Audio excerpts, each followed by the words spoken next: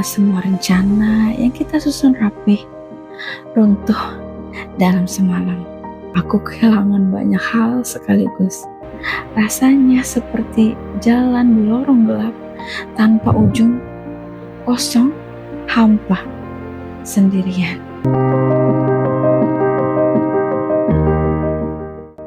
Assalamualaikum, aku Risma Kireina Dahilar.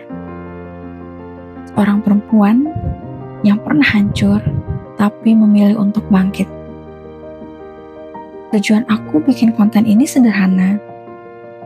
Aku ingin berbagi pelajaran hidup yang rasanya sayang sekali kalau hanya aku simpan sendiri. Ini adalah perjalanan sembuhku dari luka yang begitu dalam sampai akhirnya aku bisa sampai di titik hari ini. Hidup dengan kebahagiaan, ketenangan batin, rasa syukur tanpa pernah merasa kesepian. Aku belajar bersyukur, bahkan berterima kasih atas setiap ujian yang Allah berikan.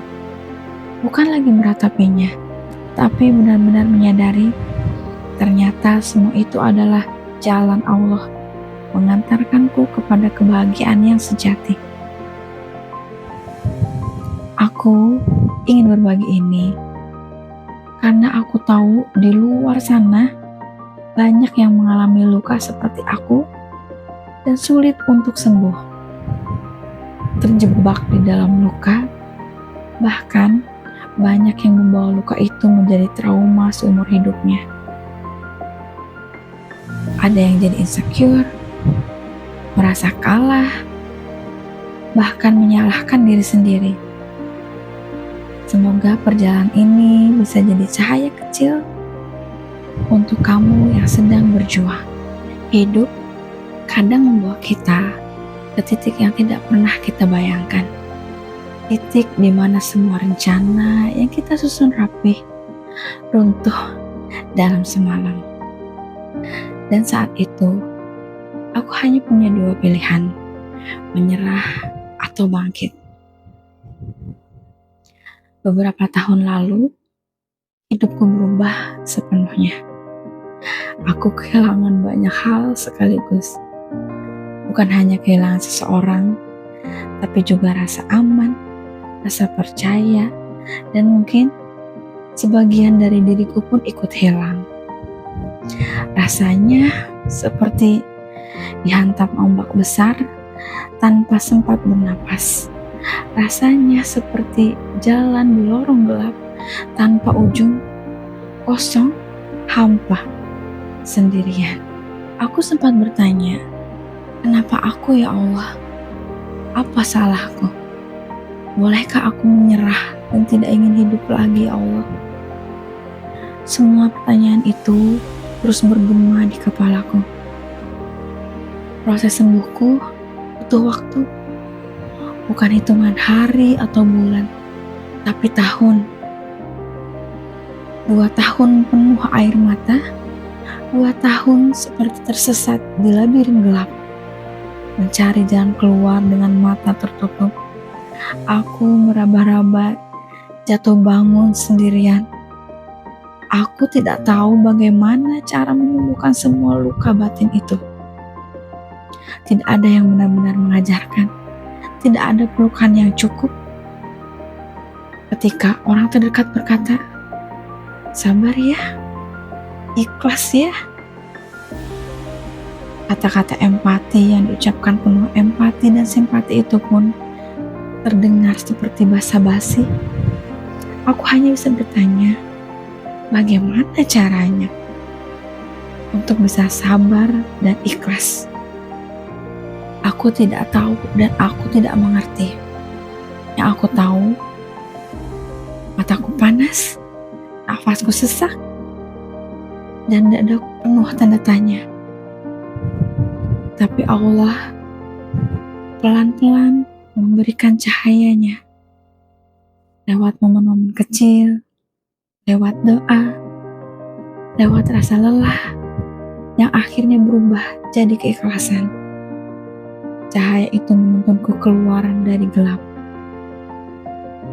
Pernahkah kamu merasakan orang-orang mengucapkan kata sabar seperti mantra, tapi tidak ada yang mengajarkan langkahnya? Dulu, ketika ujian datang seperti badai, kata sabar hanya membuatku merasa sendirian di tengah hujan. Ternyata, sabar tidak lahir dari kata-kata yang diucapkan. Sabar itu tumbuh dari pertarungan kita dengan diri sendiri. Aku belajar bahwa sabar bukan berarti tidak menangis, dan ikhlas bukan berarti melupakan rasa sakit. Sabar adalah menahan diri dari reaksi yang akan kusesali nanti. Ikhlas adalah melepaskan kendali, membiarkan Allah menulis kisah perjalanan kita. Sesungguhnya Allah bersama orang-orang yang sabar. Al-Baqarah ayat 153. Aku mulai belajar menerima bahwa rasa sakit bukan untuk dilawan, tapi untuk dirangkul. Menerima bahwa hatiku sedang terluka, duduk hening, menarik napas panjang. Aku belajar menangis tanpa malu, berdoa tanpa henti, berbicara pada Allah seperti anak kecil yang pulang ke pangkuan ibunya, dan diam ketika dunia terasa terlalu bising. Sedikit demi sedikit, aku membangun kembali hidupku dari puing-puing yang tersisa. Dari pertanyaan, kenapa aku menjadi apa pesanmu ya Allah? Dari ingin melawan, menjadi belajar melepaskan. Hari ini, aku memilih untuk berjalan perlahan. Karena aku tahu, setiap langkah kecilku, Allah lihat, Allah jaga. Sabar dan ikhlas bukan sekedar kata, tapi perjalanan ini membuatku menemukan diriku kembali yang pernah hilang karena kesibukan duniawi. Akhirnya aku sadar, aku masih punya mimpi, aku layak dicintai, dan aku pantas untuk bahagia. Bukan lagi diriku yang lemah karena luka, tapi versi baru yang lebih kuat, lebih sadar, lebih dekat dengan Allah. Aku memilih untuk bangkit, bukan karena aku kuat, tapi karena aku mencintai diriku sendiri. Hari demi hari, aku belajar berdamai, menata hati, memaafkan, melepaskan. Sekarang, aku bisa ada di sini dengan percaya diri. Aku belajar untuk memaafkan diri sendiri, untuk tidak takut gagal, dan untuk terus maju meskipun hidup tidak selalu mudah. Kalau kamu saat ini sedang berada di titik terendah, sedang merasa hancur, mungkin merasa tidak ada yang benar-benar mengerti, percayalah, ini bukan akhir, tapi ini adalah awal dari versi dirimu yang baru. Versi yang lebih kuat, lebih bijak, dan lebih dekat dengan penciptamu. Aku ingin kamu tahu satu hal. Kamu gak sendirian. Percayalah.